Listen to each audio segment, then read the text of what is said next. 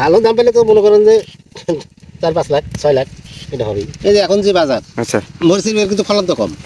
বছর বছর ডালা যদি ফলন তো হইল নি। আর মরিচের যে বাজার, একদম করে মাটিতে মনে করো যে প্রত্যেক তুলায় 2 লাখ করে টাকা হইল। প্রত্যেক তুলায়? হ্যাঁ, একদম সমান কত শতক? একদম 25 শতক। 25 শতক? 25 শতকে প্রত্যেক তুলায় 2 লাখ করে টাকা। আমরা এখন মরিচ খেতে আসছি এবং মরিচ চাষিকে সরাসরি মরিচ চাষির সাথে যুক্ত হব। ওনার কাছেই জানবো এই ফাল্গুন মাসে মরিচের দাম কম বেশি হওয়ার কি কারণ। মরিচের ফলন কম হওয়াতে মরিচের বাজার বেশি। এখানে মরিচ চাষ করছি। মরিচ চাষ করছেন? আপনার কোনটা ক্ষেত দেখান দেখি। এই যে আমাদের ক্ষেত এটা। তো এই বর্তমান সময় ফাল্গুন মাসের প্রথম দিকে যে মরিচের দাম বেশি হওয়ার কারণটা কি আর কি? এটা মরিচের দাম কারণ হয় কতগুলি ভেদ মরিচ ধরেনি। মরিচ ধরে নেই? দেখেন না মরিচের অবস্থাটা কি, দেখছেন? হ্যাঁ, এটা দেখাই যাচ্ছে যে মরিচ আসলে একবার মরিচ নেই।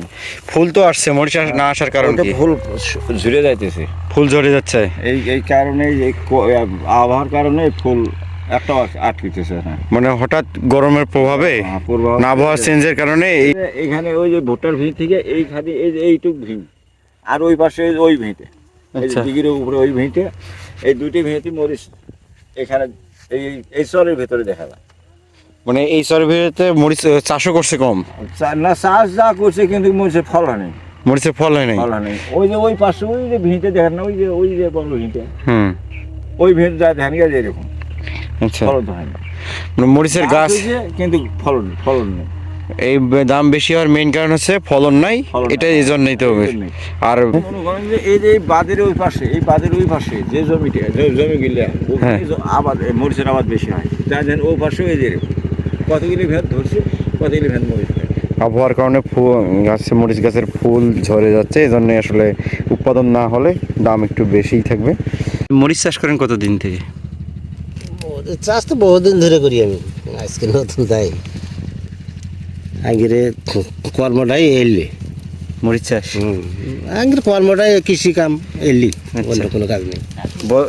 চাকরি বাকরি তারা আমরা করি। বছরে কতবার আপনারা মরিচ চাষ করেন? আমরা তো বছরে একবারই চাষ করি। একবারই? সেটা কোন সময়? এটা যে ভাদ্র মাসে চারা লাগাই, ভাদ্র আশ্বিন মাস। ভাদ্র আশ্বিন মাস চারা লাগান? এটা একেবারে তুই জ্যৈষ্ঠ আষাঢ় মাস পর্যন্ত থাকে আর কি। এটা উঠাইতে জ্যৈষ্ঠ আষাঢ় মাস পর্যন্ত? হ্যাঁ, জ্যৈষ্ঠ আষাঢ় মাস পর্যন্ত। এক কথায় যে যতদিন গাছ না মরছে ততদিন চলছে। আপনি কত শতক জমিতে মরিচ চাষ করছেন?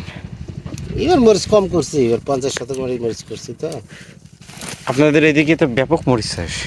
মরিচ তো হয়, আমি তো বছর বেশি করি, এবার আর মরিচ কম করছি। কি মরিচ লাগাইছেন আপনি? আমার দিলে বিজলি। 50 শতক জমিতে আপনার আনুমানিক কত টাকা ব্যয় করছেন?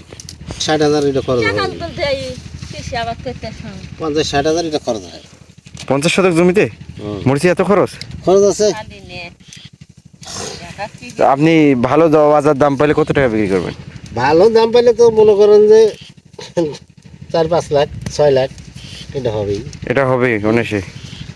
এই যে এখন যে বাজার, আচ্ছা, মরিচের কিন্তু ফলন তো কম। বছর ডালা যদি ফলন তো হইল নি। আর মরিচের যে বাজার, একদম করে মাটিতে মনে করো যে প্রত্যেক তুলায় 2 লাখ করে টাকা হইল।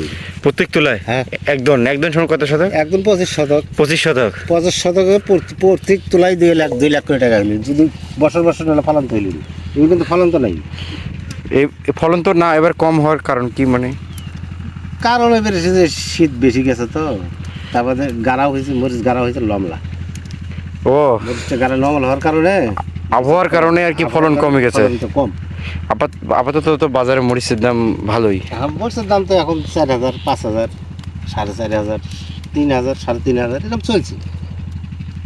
আপনাদের এই এলাকাটায় এই সময় মরিচ চাষ করছে ব্যাপক নাকি? হ্যাঁ, এই সময় না আমাদের এই রংপুর ডিস্ট্রিক্টেই মনে করেন যে এরকমই চলছে।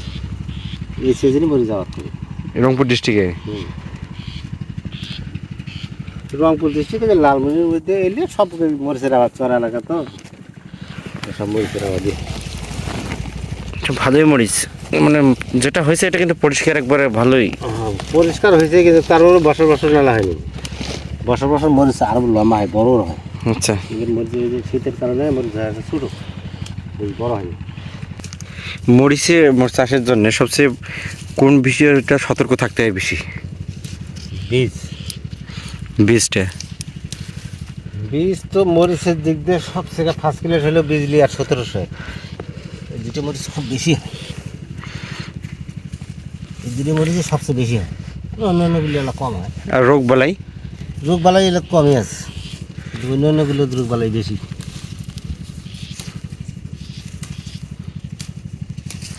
মরিচের রোগ কি, বিশেষ করে ভয়ানক রোগ কি আর কি?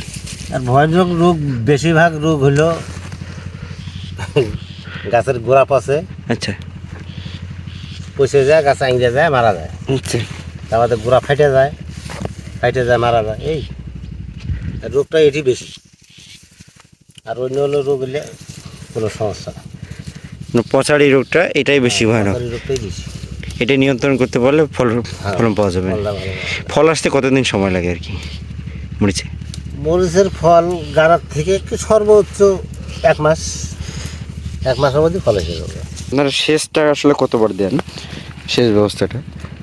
সেচ ব্যবস্থা যখন মাটি শুকায় যায় তখনই দিই। আর সার কি ব্যবহার করেন সবচেয়ে? বিভিন্ন সার জলচর আছে।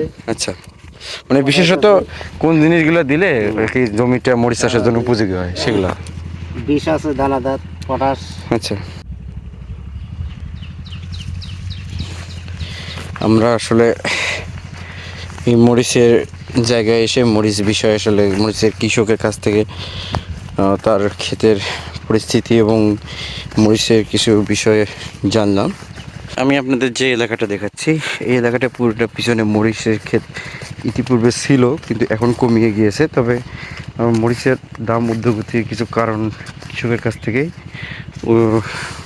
উদ্ঘাটন করলাম। ফলন কম, বিশেষত ফলন কম হওয়ার কারণেই বা ফাল্গুন মাসের সময় কিন্তু মরিচের দাম কিন্তু অনেক বৃদ্ধি পেয়েছে। আর আমরা এই জন্য মরিচ খেতে আসলাম। মরিচের দাম বৃদ্ধি পাওয়ার মেইন কারণগুলো দেখুন, গাছে দেখুন কোনো মরিচে নেই, একদম মরিচ কম। আর বিশেষত চাষের ব্যাপারটা আমি বলি, অন্যান্য এই জায়গায় কিন্তু মরিচ আগে চাষ ব্যাপক ছিল, এইখানেই কিন্তু মরিচের চাষটা ব্যাপক ছিল। এখন ব্যাপক হারে বৃদ্ধি করছে ভুট্টা চাষ। আপনি পাশেই দেখেন পুরো এলাকাটায় ভুট্টা দিয়ে পরিপূর্ণ, কিন্তু মরিচটা আসলে আগের মতো নেই এবং উৎপাদন কম, এই জন্য একটা দাম বেশি।